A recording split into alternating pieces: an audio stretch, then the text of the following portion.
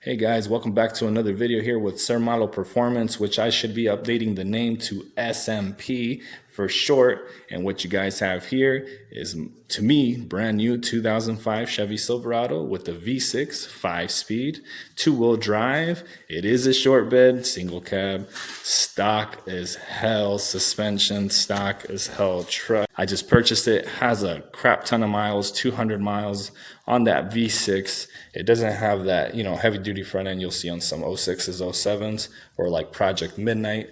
This is like the front fascia of SirMalo. So that truck is gone, has a new owner, as well as Project Midnight.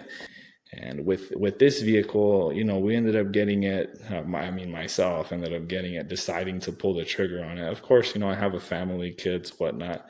It's one of those things where I take an account and be like, hey, do we want to do something like this again?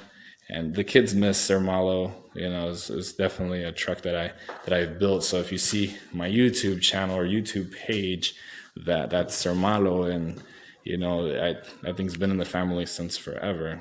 But we have this truck now, guys. So brown tan interior. I'm not a fan of the color. I'm not a fan of these seats.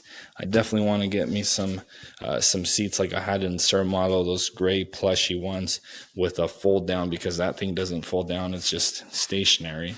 It has the airbag service. I'm going to change both sensors. I should be uploading a video soon with that. Again, 5-speed. The stereo is definitely aftermarket, as you can see.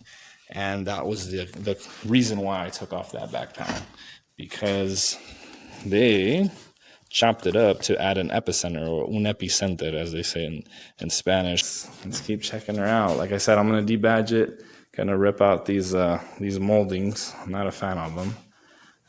Not a fan of the color altogether. So I think it's definitely going to be a good project to pick up. And I will be naming this vehicle Projectmuerto.